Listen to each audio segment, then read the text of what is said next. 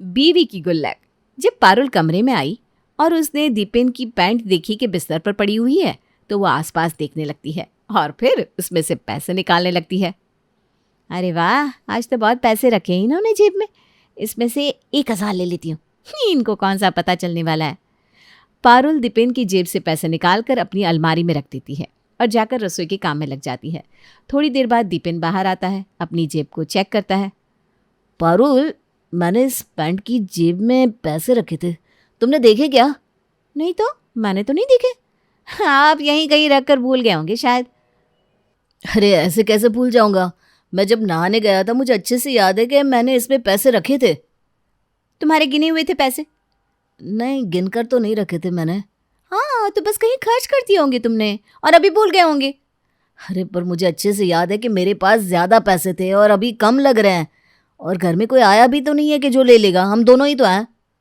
अरे तुम्हारी आदत, यहाँ वहाँ खर्चा कर देते हो फिर याद नहीं रहता। जाओ अब तैयार हो जाओ, ऑफिस के लिए देर हो रही है तुम्हें। हाँ ठीक है, शायद मैं ही भूल गया हूँगा, मैं तैयार हो जाता हूँ। हाँ, मैंने तुम्हारा टिफिन भी तैयार कर दिया है। पारुल ने दीपेन की जेब से पैसे लिए थे लेकिन उसने सच नहीं कहा, और ये पारुल पहली बार नहीं कर रही थी। वो अक्सर दीपेन की जेब से पैसे निकाल लेती थी। अरे दीपेन देखो ना, कितना अच्छा ड्रेस है ये। हाँ अच्छा तो है, लेकिन क्या करना है?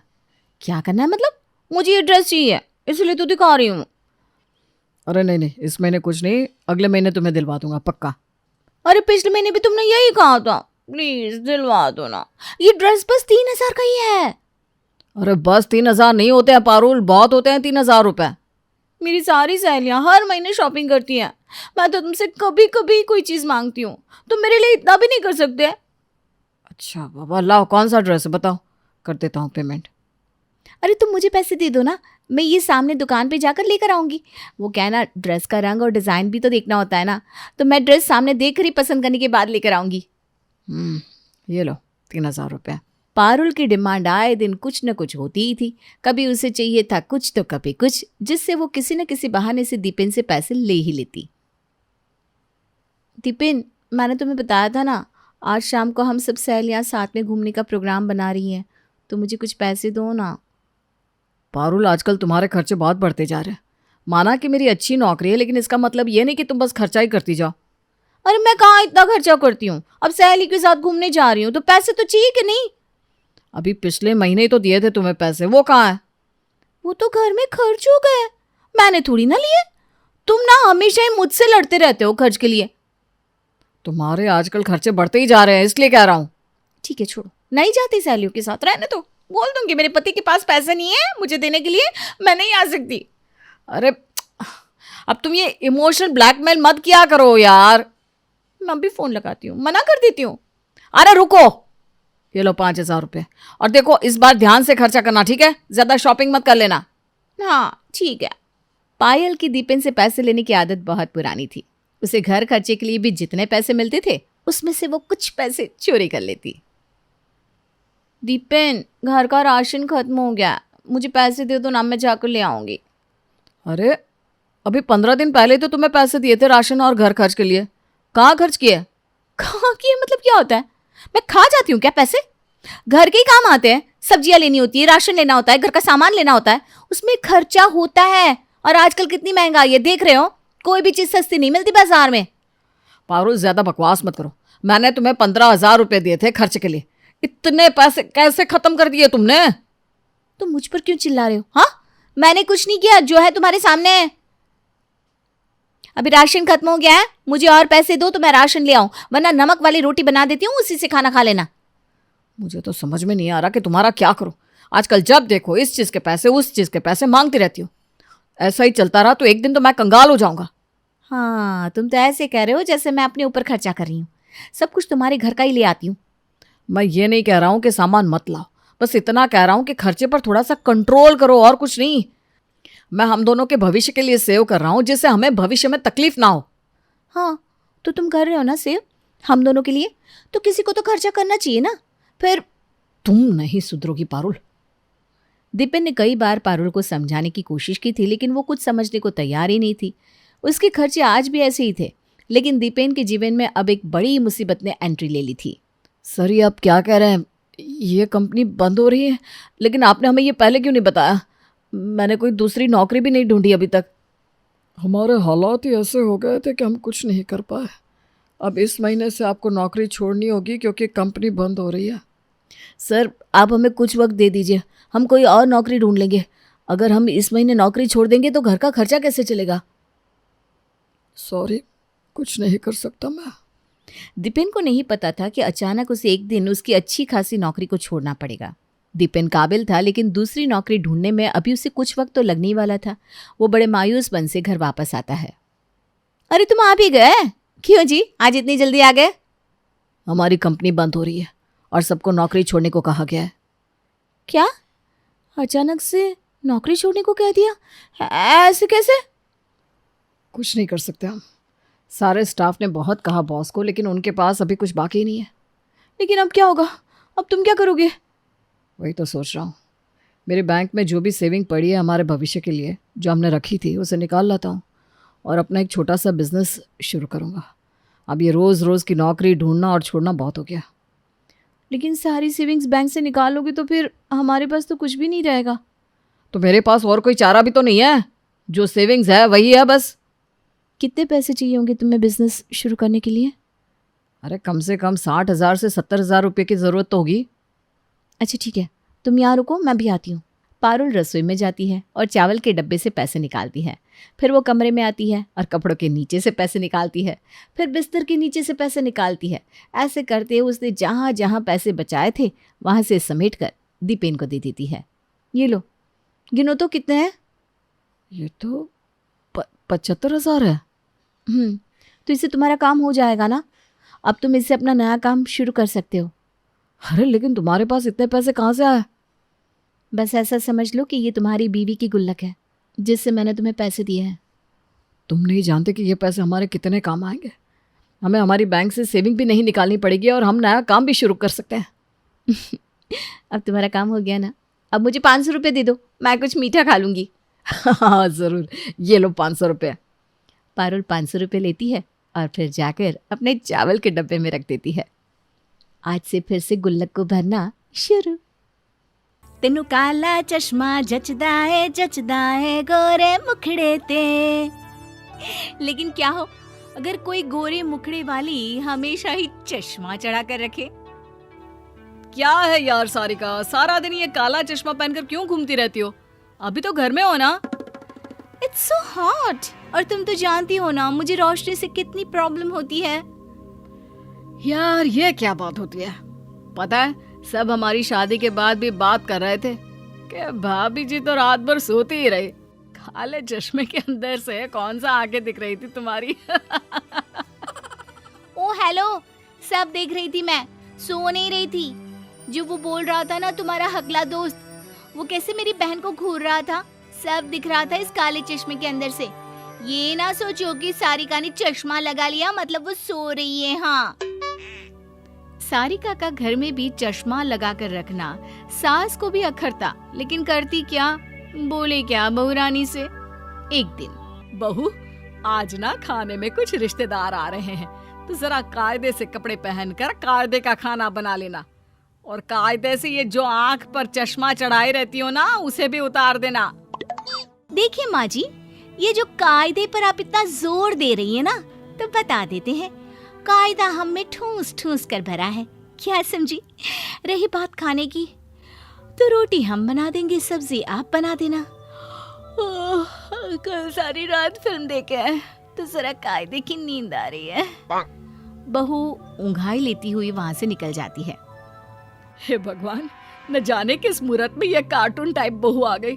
हद है, सारा दिन काला चश्मा तो ऐसे लगाकर घूमती है कि जैसे घर ना हुआ गोवा का बीच हो गया। खैर, खाना बनाकर बहू खाना लगाती है और सास के साथ सभी मेहमान खाने के टेबल पर बैठ जाते हैं। तब एक रिश्तेदार कहता है, क्या हो गया जी, बहू की आंखों में कोई दिक्कत है क्या, या फिर एक आंख छोटी बड़ी? अरे बहन जी, अब तो सभी का ऑपरेशन से इलाज संभव है। बेचारी दिखने में इतनी सुंदर, और देखो कुदरत भी ना बहुत बेरहम होती है। अरे नहीं नहीं, ऐसा कुछ नहीं है।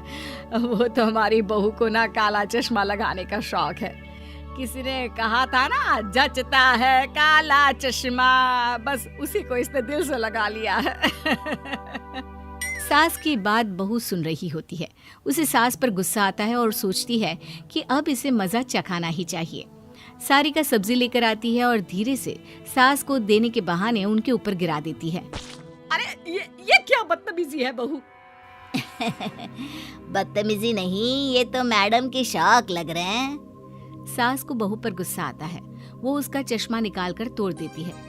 ये क्या किया माँ जी? जानती है कितने का था? अरे जितने का हो, लोग आंखों की रोशनी मिले इसके लिए ऑपरेशन कराते हैं, और एक तुम हो, अच्छी खासी आंखें ऊपर वाले ने दी है तो उस पर चश्मा लगाकर अंधी बन रही हो। जाओ मेरी नई साड़ी लेकर आओ, और हाँ, कायदे से खाना खिलाओ, समझी?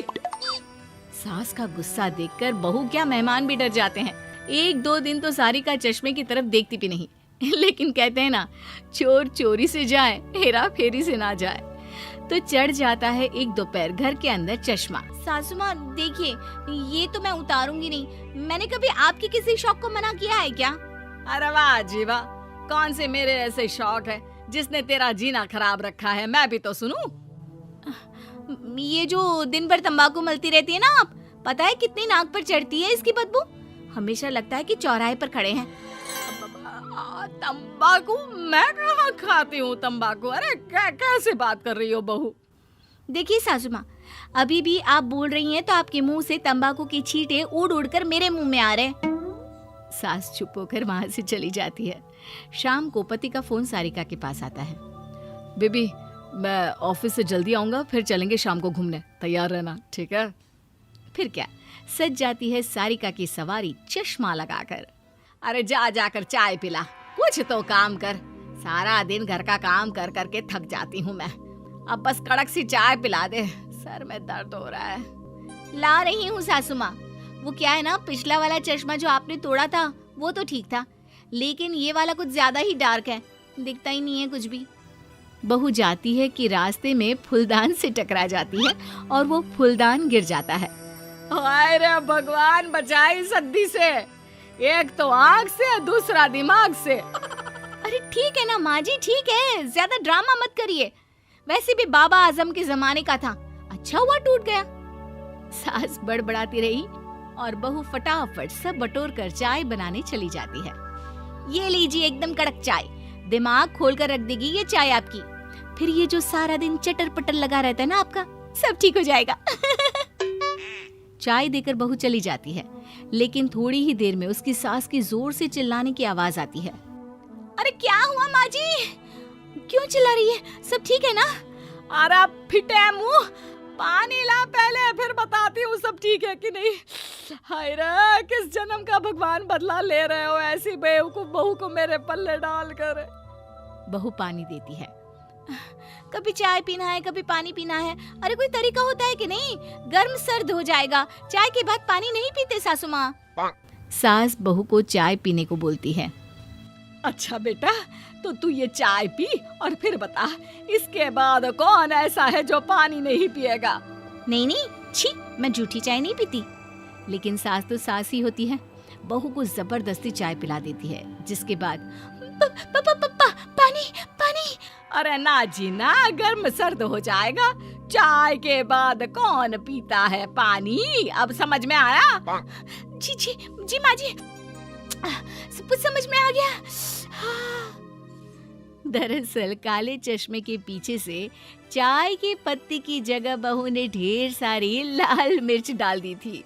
अब क्या था, सास के साथ बहू भी सी सी करके मिर्ची से खुद को बचा रही थी।